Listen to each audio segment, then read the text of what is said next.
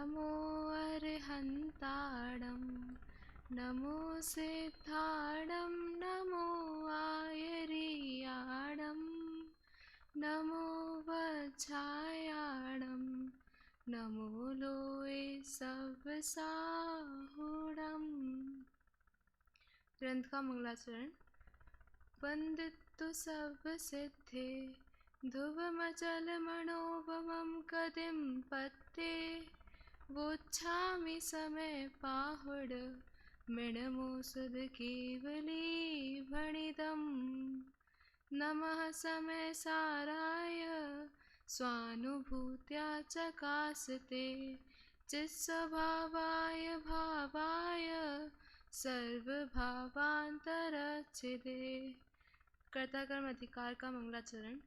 मैं करता हूँ कर्म का, कर्म है मेरा कर्म, ऐसी मिथ्या मान्यता है मिथ्यात्व अधर्म। निज आत्म तल्लीनता सुख में आत्म धर्म। श्री जिन जिन वर देव ने यह समझाया मन।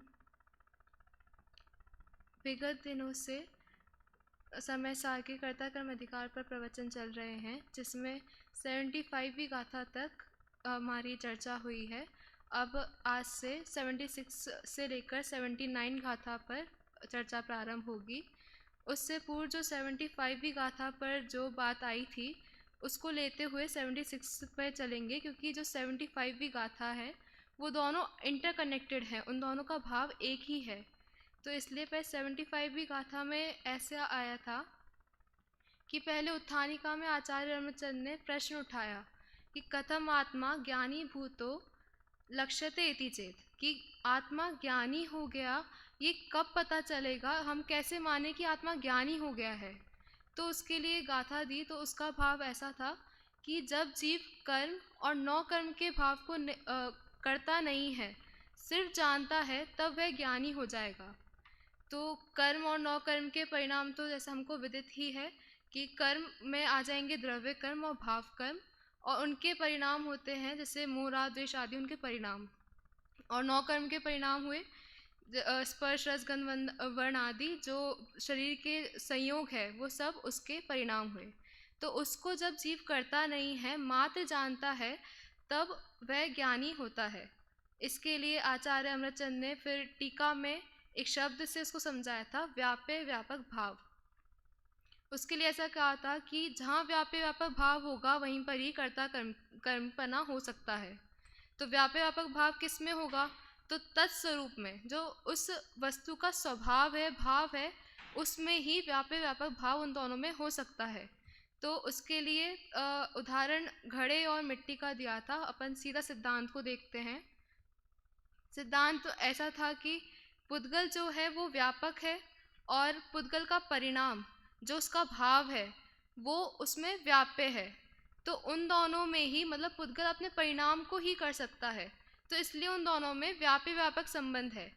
तो इसलिए उनमें कर्ता कर्मपना उनमें ही बन सकता है। वैसे ही आत्मा और स्व परिणाम में लगाएं तो आत्मा तो हो गई व्यापक, और आत्मा का जो परिणाम है वो हो गया व्याप्य। तो इसलिए उनमें व्याप्य व्यापक भाव उनमें व्याप्य व्यापक संबंध होने से उनमें ही कर्ता कर्म संबंध हो सकता है। तो अब इसमें वो क्या समझाना चाह रहे थे कि अज्ञानी क्या करता है कि पर परिणाम में ही अपनी प्रवृत्ति करता है, इसलिए उसके अज्ञान है कर्ता कर्म रूपी।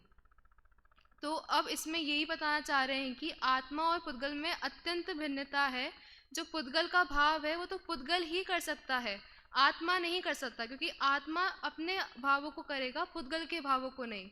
तो इस वजह से यहाँ पे बताया था कि आत्मा और पुद्गलों में अत्यंत भिन्नता है। ऐसा ज्ञानी को जब प्रतिभास हो जाता है तब वह ज्ञानी कहलाता है, तभी समझ में आता है कि वह ज्ञानी है।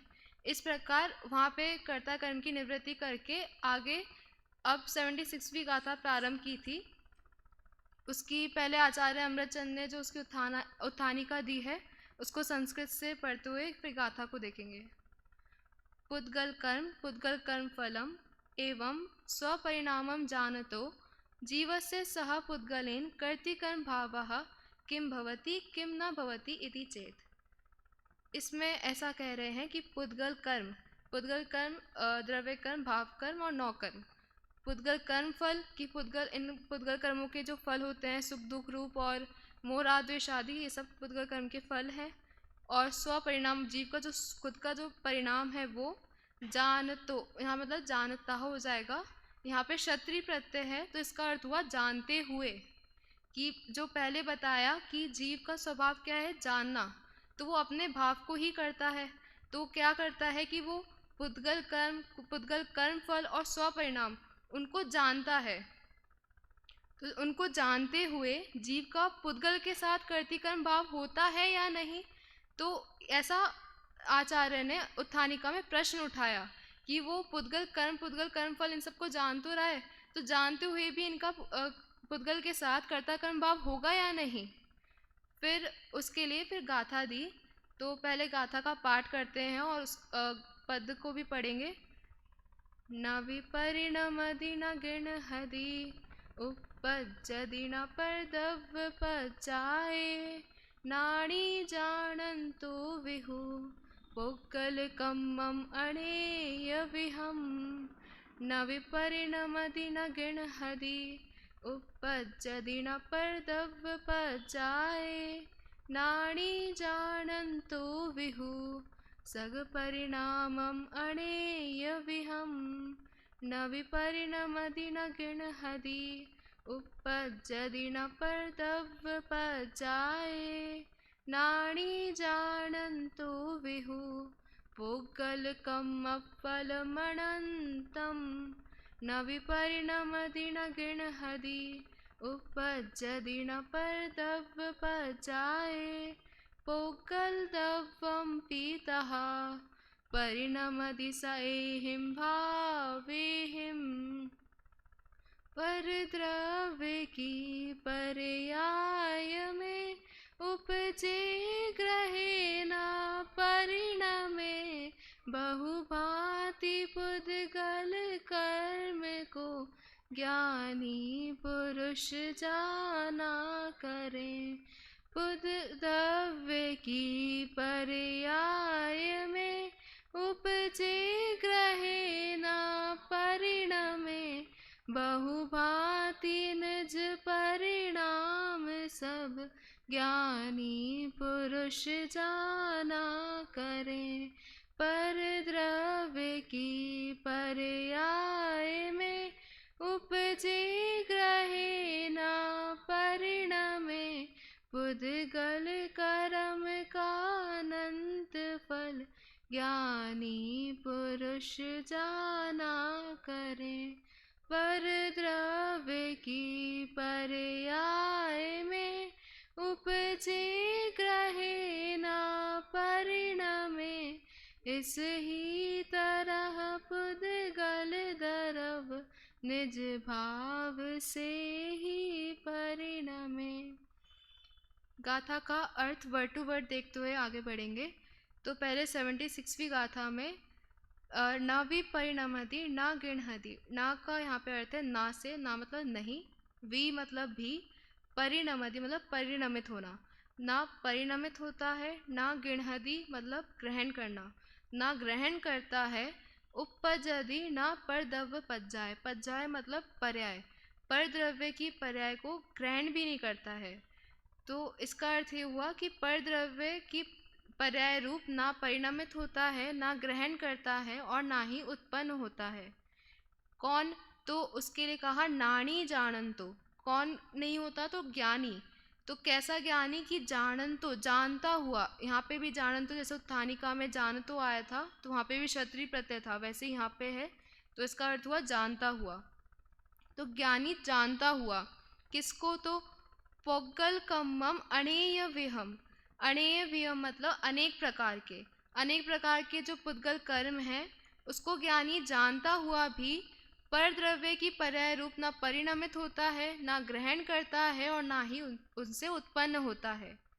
फिर आगे आई 77वीं गाथा। उसमें भी पहली लाइन तो सेम ही है, जिसका अर्थ वही है कि परद्रव्य की पर्याय रूप ना परिणमित होता है, ना ग्रहण करता है और ना ही उत्पन्न होता है। फिर बाद में कहा कौन, तो वही नाणी जानंतो सग परिणामम अणेय विहम। सग परिणामम मतलब स्वपरिणाम।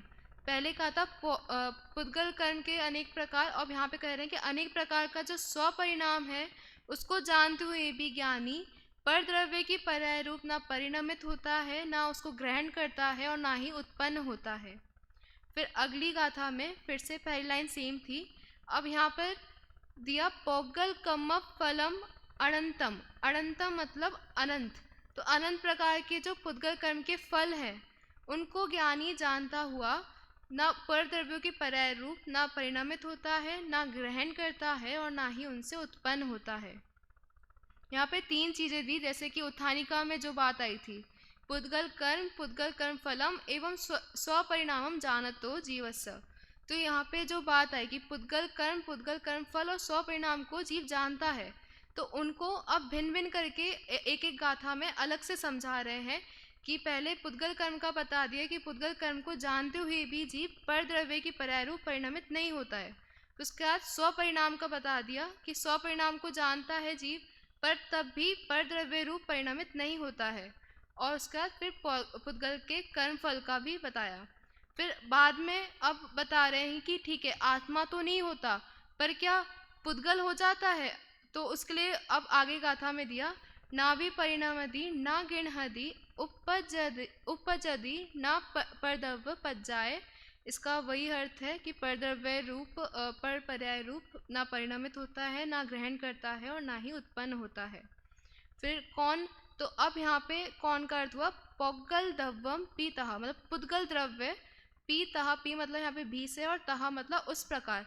तो किस प्रकार कि जिस प्रकार ऊपर कहा कि आत्मा जिस प्रकार पर पर्याय रूप परिणमित नहीं होता है, ना ग्रहण करता है, ना ही उत्पन्न होता है, उसी प्रकार पुद्गल द्रव्य भी ना पर पर्याय रूप ना परिणमित होता है, ना ग्रहण करता है और ना ही उत्पन्न होता है। फिर किस रूप परिणमित होता है, तो उसके लिए आगे कहा परिणमदि स एहिम भावेहिम, कि परिणमित होता है कैसे कि स एहिम भावेहिम, अपने भाव रूप ही वह परिणमित होता है। तो अपने भाव रूप, जो पहले 75वीं गाथा में बात आई थी कि पुद्गल का क्या भाव है कि उसका पुद्गल द्रव्य का जो परिणाम है वही उसका भाव है, तो वह उस रूप ही परिणमित होता है, वो भी पर पर्याय रूप परिणमित नहीं होता है। ऊपर जो आत्मा की बात चल रही थी तो उसमें आत्मा में उसमें भी यही बताया कि वो अपने रूप परिणमित होता है। वो वाली बात आती है जानंतों से कि उसका जो स्वभाव है जानने रूप, तो वो पर द्रव्य जो है पुद्गल कर्म के फल और स्वपरिणाम उनको जानने रूप परिणमित होता है, परंतु पर पर्याय रूप परिणमित नहीं होता है। इस प्रकार इसका अर्थ था। एक बार इसको हिंदी से पढ़ते फिर आगे टीका की तरफ बढ़ेंगे। ज्ञानी अनेक प्रकार के पुद्गल कर्म को जानता हुआ भी निश्चय से परद्रव्य की पर्याय रूप परिणमित नहीं होता, उसे ग्रहण नहीं करता और उस रूप उत्पन्न नहीं होता। ज्ञानी अनेक प्रकार के अपने परिणामों को जानता हुआ भी निश्चय से परद्रव्य की पर्याय रूप परिणमित नहीं होता, उसे ग्रहण नहीं करता और उस रूप उत्पन्न नहीं होता। ज्ञानी पुद्गल कर्म के अनंत फल को जानते हुए भी परमार्थ से परद्रव्य की पर्याय रूप परिणमित नहीं होता, उसे ग्रहण नहीं करता और उस रूप उत्पन्न नहीं होता। यहाँ पे इतनी तो आत्मा की बात हुई, इसमें एक वर्ड एक्स्ट्रा है, निश्चय से और परमार्थ से। परमार्थ का भी अर्थ वही है निश्चय से, पर यहाँ पे ये बात इसलिए दी है क्योंकि व्यवहार से ऐसा आत्मा को पर पर्यायों का कर्ता कह दिया जाता है, परंतु परमार्थ व्यवहार से कह दिया जाता है, परंतु परमार्थ से देखिए निश्चय से, तो निश्चय से आत्मा पर पर्यायों का कर्ता नहीं है, उनको नहीं कर सकता, ना ही उनका उन रूप परिणमित हो सकता है, ना ही उनको ग्रहण कर सकता है। तो इसलिए यहाँ पे निश्चय से वर्ड को दिया है। फिर पुद्गल द्रव्य के लिए कहा इसी प्रकार पुद्गल द्रव्य भी पर द्रव्य की पर्याय रूप परिणमित नहीं होता, उसे ग्रहण नहीं करता और उस रूप उत्पन्न नहीं होता, क्योंकि वह भी अपने ही भावों से परिणमित होता है। अब आगे आचार्य टीका में 3 प्रकार के व्याप्य लक्षण देंगे, मतलब कर्ता के 3 प्रकार के कर्म होते हैं वो देंगे, जो है प्राप्य, विकार्य और निर्वर्त्य। तो इसका एक बार अर्थ समझते हुए टीका की ओर बढ़ेंगे तो समझने में आसानी होगी। इसमें अनुशीलन में पेज नंबर 67 में सबसे नीचे वाले पैराग्राफ में इसको दिया है, जिसकी व्याख्या जयचंद जी छाबड़ा ने की है। इसमें लिखा है, सामान्यतया कर्ता का कर्म 3 प्रकार का कहा जाता है, निर्वर्त्य, विकार्य और प्राप्य। कर्ता के द्वारा जो पहले ना हो ऐसा नवीन कुछ उत्पन्न किया जाए सो कर्ता का निर्वर्त्य कर्म है। कि मतलब जो पहले कभी किया नहीं हो ऐसा कुछ नया कार्य जब उत्पन्न होता है तो वो निर्वर्त्य होता है। कर्ता के द्वारा पदार्थ में विकार परिवर्तन करके जो कुछ किया जाए वह कर्ता का विकार्य कर्म है। और कर्ता का जो नया उत्पन्न नहीं करता तथा विकार करके भी नहीं करता, मात्र जिसे प्राप्त करता है वह कर्ता का प्राप्य कर्म है। इसको एक उदाहरण के माध्यम से समझ सकते हैं। जैसे कि सोना है, तो सोना का जब परिणमित होकर के एक अंगूठी के रूप में होता है, तो उसका जो वो परिणमन हुआ वो उसका विकार्य रूप कर्म हुआ, और उसका नया उत्पन्न होना वो उसका निर्वर्त्य रूप कर्म हुआ, और उसका सोने को ग्रहण करना वो उसका प्राप्य रूप कर्म हुआ। इस प्रकार ये 3 प्रकार के कर्म रूप परिणति होती है।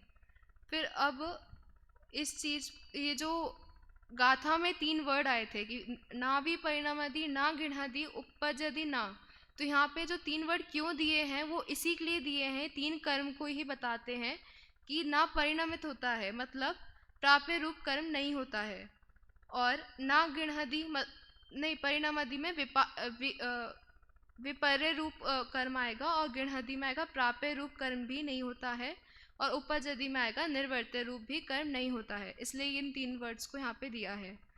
अब आगे अमरचंद आचार्य की टीका की ओर बढ़ते हैं, मूल संस्कृत से पढ़ते हुए।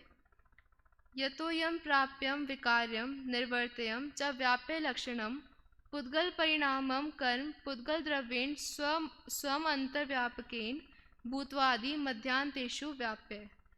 यहाँ पे ऐसा कह रहे हैं कि यम प्राप्यम विकार्यम निर्वर्त्यम च व्याप्य लक्षणम पुद्गल परिणामम कर्म, कि जो अभी 3 प्रकार के कर्म देखे, प्राप्य, विकार्य और निर्वर्त्य, वो जो व्याप्य के लक्षण है पुद्गल परिणामम कर्म, ये पुद्गल यहाँ पे ऐसा कह रहे हैं कि जो पुद्गल द्रव्य है वो अपना कर्ता मतलब व्यापक है, और पुद्गल का परिणाम जो है वो व्याप्य है, जो कैसा है कि प्राप्य, विकार और निवर्त्य, इन 3 कर्म से युक्त है।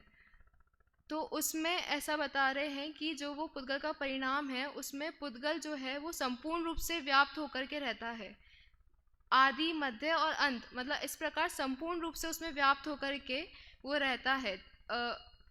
जैसे कि अपन ने अंगूठी का भी उदाहरण देखा था सोने का, तो सोना जो है वो व्यापक है और अंगूठी जो है वो व्याप्य है। तो अंगूठी के संपूर्ण प्रदेशों में हर तरह से देखा जाए, आदि, मध्य और अंत में, तो हर तरह से सोना उसमें व्याप्त रहता है। तो उसका अंगूठी रूप परिणमित होना, वो परिणमित होना और उसका अंगूठी को उत्पन्न करना और अंगूठी को प्राप्त करना, इस प्रकार उसका वह कर्ता कहा जाता है। तो उसी प्रकार कह रहे हैं कि पुद्गल परिणाम में पुद्गल जो है वो संपूर्ण रूप से व्याप्त होकर के रहता है, आदि, मध्य और अंत, इस प्रकार संपूर्ण रूप से उसमें व्याप्त होकर के रहता है, और तब वह उसको ग्रहण करता है, उस रूप ही परिणमित होता है और उस रूप ही उत्पन्न होता है। फिर आगे कह रहे हैं, च क्रियमाणम जानन्नपि ही ज्ञानी स्वयं अंतर्व्यापको भूत्वा बहिस्तस्य परद्रव्यस्य परिणामम मृत्तिका कलशमिव आदि मध्यांतेषु व्याप्य न तम गृह्णाति न तथा परिणमति न तथोत्पद्यते च। फिर बोल रहे हैं कि जो पुद्गल द्रव्य है वो अपने ही परिणाम को करता है, तो उस रूप ही परिणमित होता है, उस रूप ही ग्रहण करता है और उस रूप ही उत्पन्न होता है। इसलिए पुद्गल परिणाम का कर्ता पुद्गल ही है, और इस प्रकार जो ज्ञानी है वो उसको जानता है। तो इसमें उदाहरण कलश और मृत्तिका, मृत्तिका मतलब मिट्टी और कलश मतलब घड़ा, इसमें घड़े और मिट्टी का उदाहरण दिया है कि मिट्टी जो है वो व्यापक है और कलश मतलब घड़ा जो है वो व्याप्य है। तो जो मिट्टी है वो घड़े में संपूर्ण रूप से व्याप्त होकर के रहती है, तो इसलिए जो घड़ा है वो मिट्टी ही घड़े रूप परिणमित होती है, उस रूप ही उत्पन्न होती है और उसी को ही प्राप्त करती है। तो इस प्रकार जिस प्रकार ये मिट्टी कलश रूप रहती थी, उसी प्रकार जो ज्ञानी आत्मा है वो उसको जान तो रहा है पुद्गल के परिणाम को, पर उस रूप वो परिणमित ना ही वो परिणमित होता है, ना ही उसको ग्रहण करता है, ना ही उत्पन्न करता है, क्योंकि वो उसका कार्य नहीं है, वो उसका कर्ता नहीं है। फिर आगे कह रहे हैं, ततः प्राप्यम विकार्यम निवर्त्यम च व्याप्य लक्षणम परद्रव्य परिणामम कर्मा कुर्वाणस्य पुद्गल कर्म जानतो अपि ज्ञानिनः पुद्गलेन सह न करति भावः। कि जो 3 प्रकार के कर्म कहे, प्राप्य, विकार्य और निवर्त्य, इस व्याप्य लक्षण से युक्त जो परद्रव्य का परिणाम है उसको ज्ञानी जानता तो है, उस परिणाम को जानता तो है, परंतु उस रूप से वो परिणमित नहीं होता है, उसका कर्ता नहीं बनता है। इस वजह से ज्ञानी का पुद्गल के साथ कर्ता कर्म भाव नहीं है, उन दोनों में अत्यंत भिन्नता है। मतलब सामान्य से समझा जाए तो यहाँ पे इतना ही कहना चाह रहे हैं 76वीं गाथा में कि जो ज्ञानी पुद्गल द्रव्य का जो भाव है वो है उस पुद्गल द्रव्य का परिणाम, तो उस परिणाम को वो पुद्गल ही कर सकता है, अन्य द्रव्य नहीं कर सकता, जैसा कि 75वीं गाथा में कहा था, क्योंकि उनमें व्यापी व्यापक भाव है, पर आत्मा के साथ, ज्ञानी के साथ उसका व्यापी व्यापक संबंध नहीं है। इस वजह से ज्ञानी उसको नहीं कर सकता। तो फिर ज्ञानी क्या करता है कि ज्ञानी मात्र उसको जानता है, उसमें जानने रूप जो ज्ञान है उसका ही कर्ता बनता है, पर उस परिणाम को नहीं करता है। इसलिए जानते हुए भी, उस पुद्गल कर्म को जानते हुए भी वो उसका कर्ता नहीं बनता है, इसलिए उसमें कर्तृ और कर्म भाव नहीं है। इसको एक बार हिंदी से पढ़ते हैं। आत्मख्याति में इन गाथाओं का भाव इस प्रकार स्पष्ट किया गया है।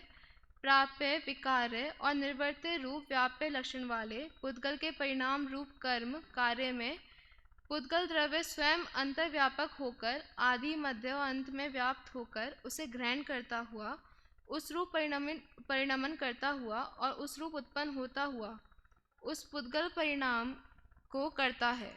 इस प्रकार पुद्गल द्रव्य से किए जाने वाले पुद्गल परिणाम को जानता हुआ भी ज्ञानी, जिस प्रकार मिट्टी स्वयं घड़े में अंतर्व्यापक होकर आदि, मध्य और अंत में व्याप्त होकर घड़े को ग्रहण करती है, घड़े के रूप में परिणमित होती है और घड़े के रूप में उत्पन्न होती है, उस प्रकार ज्ञानी स्वयं बाह्य स्थित परद्रव्य के परिणाम में अंतर्व्यापक होकर आदि, मध्य और अंत में व्याप्त होकर उसे ग्रहण नहीं करता, उस रूप परिणमित नहीं होता और उस रूप उत्पन्न नहीं होता।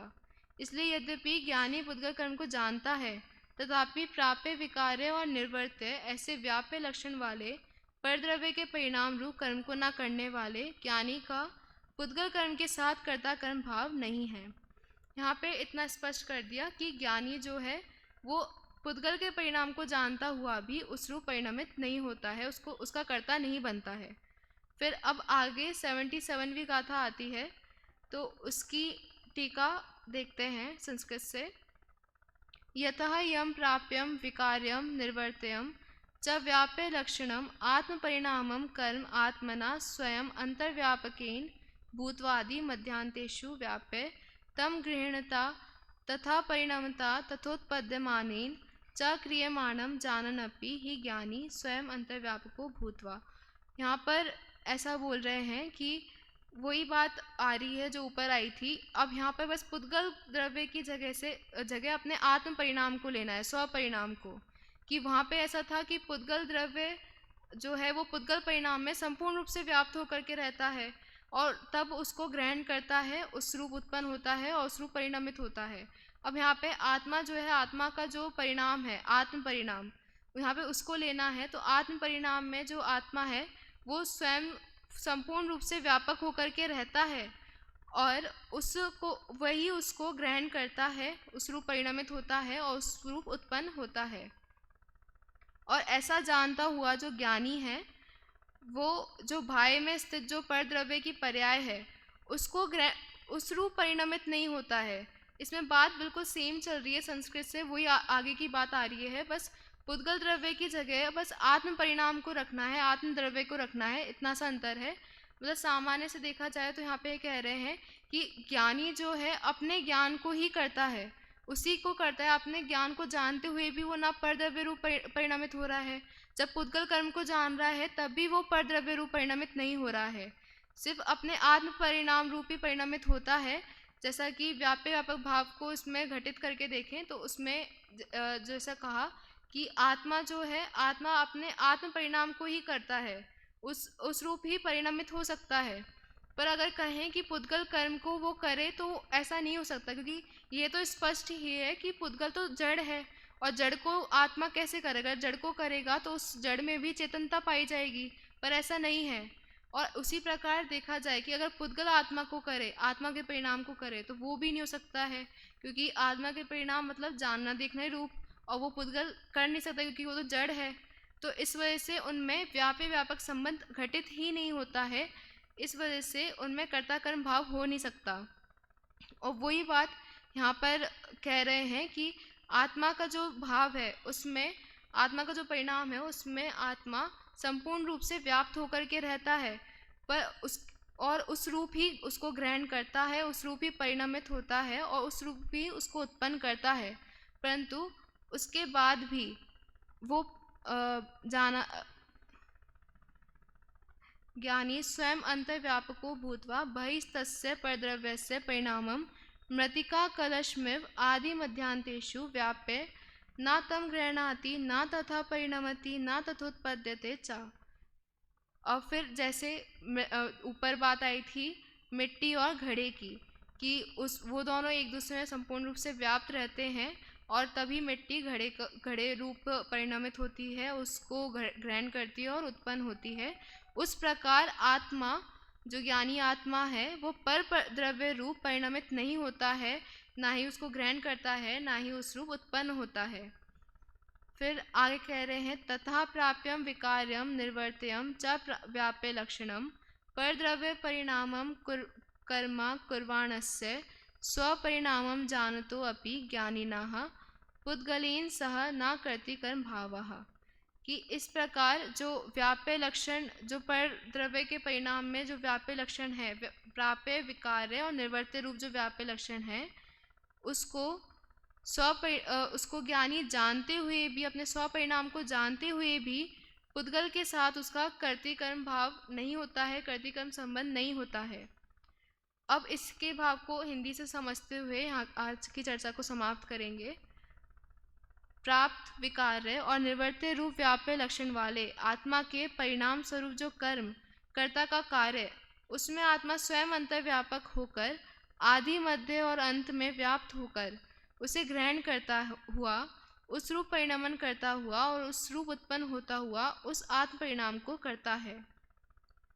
इस प्रकार आत्मा के द्वारा किए जाने वाले आत्म परिणाम को जानता हुआ भी ज्ञानी, जिस प्रकार मिट्टी स्वयं घड़े में अंतर्व्यापक होकर आदि मध्य और अंत में व्याप्त होकर घड़े को ग्रहण करती है, घड़े के रूप में परिणमित होती है और घड़े के रूप में उत्पन्न होती है, उस प्रकार ज्ञानी स्वयं बाह्य स्थित ऐसे परद्रव्य के परिणाम में अंतर्व्यापक होकर आदि मध्य और अंत में व्याप्त होकर उसे ग्रहण नहीं करता, उस रूप परिणमित नहीं करता और उस रूप उत्पन्न नहीं होता। इसलिए यद्यपि ज्ञानी अपने परिणाम को जानता है, तथापि प्राप्य विकार्य और निर्वर्त्य ऐसा जो व्याप्य लक्षण वाले परद्रव्य के परिणाम स्वरूप कर्म है, उसे ना करने वाले ऐसे उस ज्ञानी का पुद्गल के साथ कर्ता कर्म भाव नहीं है। वही बात कह रहे हैं कि जो आत्मा है वो पर परिणाम को नहीं करता है, पर परिणाम में संपूर्ण रूप से व्याप्त होकर के उसको जानता है, मतलब वो अपने ज्ञान में ही व्याप्त होकर के उसको जान रहा है। पुद्गल परिणाम को तब भी वो पुद्गल परिणाम को नहीं करता है, उसका कर्ता नहीं बनता है। इस प्रकार यहाँ पर ज्ञानी और पुद्गल में अत्यंत भिन्नता बताकर कर्ता कर्म भाव उनमें नहीं होता है, इस चीज़ को यहाँ पर बताया। आगे की चर्चा 78 से कल से करेंगे।